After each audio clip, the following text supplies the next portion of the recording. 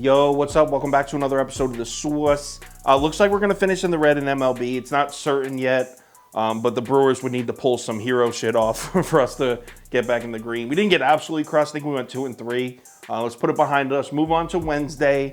15 games. Let's go. Welcome to The Source. The Source.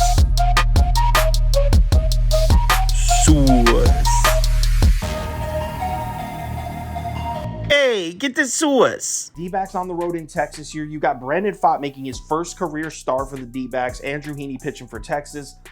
D-backs open up as -120 favorites and the total opens up at 8.5. We can take a look at the spreadsheet on this one because obviously we have no data for Brandon Pfaadt, so model's not giving us anything. Let's skip it. Blindly fading a rookie pitcher in his first career start is definitely a pretty square move. That being said, this is a brutal spot for Brandon Pfaadt to make his first career start. Texas is sitting second in the MLB in WRC plus against right-handed pitching, and they usually start 5 or 6 lefties in their everyday lineup. This guy Pfaadt was struggling to get outs against left-handed bats at the AAA level. Check this out. These notes come from Prop Fever.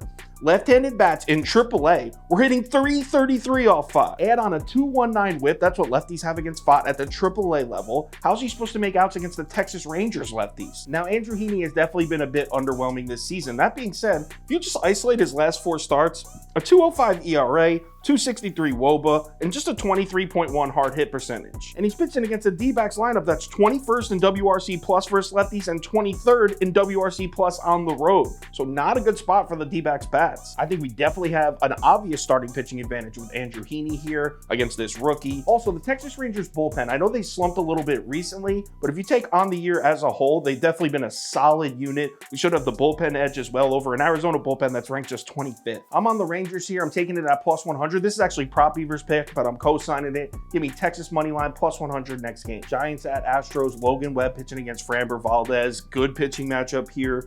Houston opens up heavily favored, -185. Total opens up at 7.5. Let's take a look at the spreadsheet. According to the model, after 5 innings, we're looking at 2-1 Giants. Final score 3-2 Astros. I know Logan Webb has struggled to start the season, but if you look at his last 2 starts, back-to-back starts allowing just 2 runs or less. And this could be a good spot for him. I know on the road against Houston. How is that a good spot?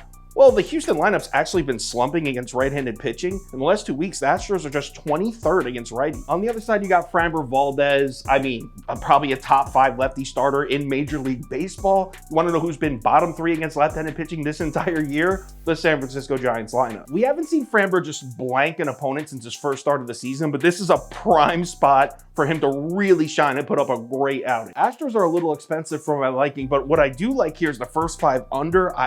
It's at 4 instead of 4.5, which kind of sucks, but it's at 4 for a reason. So taking the first 5 under 4, let's see what the line does, and I'll let you know if I'm sticking with this on the live show tomorrow at 11 a.m. Next up, Phillies at Dodgers. I'm skipping this one for now. As I'm recording this, the line hasn't even opened yet, so next game. Reds at Padres. You got Luis Cessa pitching against Seth Lugo. This line opened up, get this, San Diego -305. Heavily favored. Total opens up at 9. Let's take a look at the spreadsheet, and you guessed it, the model is predicting a San Diego Padres blowout, 6-1 after 5 innings, 7-1 final score. This line's crazy at -305, but I mean, I get it. I mean, look at Luis Cessa's last 4 starts here. An 11.57 ERA, 11.57, a 5.14 WOBA. I don't know if I've ever even seen a WOBA that high.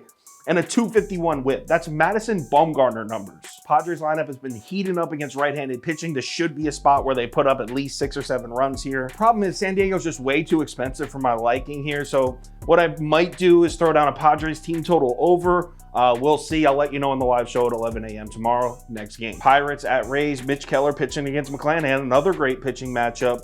Tampa opens up as huge favorites, -235. Total opens up at 7. Let's take a look at the spreadsheet. According to the model, after 5 innings, we're looking at 5-4 Pittsburgh. Full game 7-5 Pittsburgh. So a huge lean on the over. Solid lean on the Pirates as well. At first glance, it's kind of hard not to like the Rays here. I mean, I get it. It's the Rays' best record in baseball. At home. McClanahan's pitching. That being said, you want to know who has the second best record in baseball? The Pittsburgh Pirates. Also, you want to know who's been smacking the shit out of left-handed pitching this whole season? The Pittsburgh Pirates. The Pirates are 4th in Major League Baseball against lefties on the season and 4th in the last 2 weeks. So they haven't cooled off. And the Pirates got Mitch Keller on the mound. That's their guy. He started off the season with a rough start against the Reds, but since then, look at his last 5 starts. He's gone at least 6 innings in every single start. He's got a 2.90 ERA and a 1.19 whip. It's not so much that I love the Pirates in this spot. I just love the price. I'm on Pittsburgh here. I'm fading Tampa at home. If you're feeling risky, you can take the Pirates at that plus 180 price. What I'm going to do is I'm going to take the plus 1.5 at minus 115 next game. Braves, Marlins. I'm skipping this one.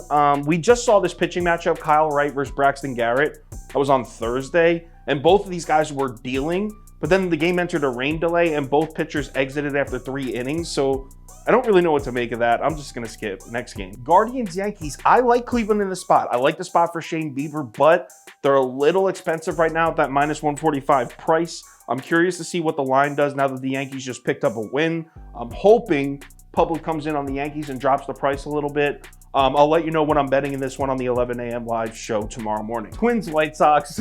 Don't look now, but the Chicago White Sox have now won 2 games in a row. Prop Beaver likes the Twins here, and betting Minnesota coming off back-to-back losses on the road against Dylan Cease, it's definitely sharp as hell, and I can get behind it, but I'm not locking this one in yet. This will be another one for the 11 a.m. live show next. Baltimore, Kansas City. You got Kyle Gibson pitching against Zach Greinke. Baltimore opens up as minus 150 favorites. Total opens up at 9. Let's take a look at the spreadsheet. According to the model, after 5 innings, we're looking at 3-1 Baltimore. Final score 4-1 Baltimore. Well, we got Zach Greinke at home. If you've been betting baseball the last 2 years, you know that Zach Greinke at home is completely different than Zach Greinke on the road. These home away splits are just insane. His ERA on the road this year, 9.22. His ERA at home, 3.63. Last season, his ERA on the road, 5.32. His ERA at home, 1.91. We're talking about a night and day difference here. And we're getting him coming off a few bad starts in a row against a Baltimore lineup that specializes in hitting lefties. Not that the Orioles are bad against righties, but I certainly trust them a lot more against lefties. And on the other side, you got Kyle Gibson. I don't necessarily trust Kyle Gibson.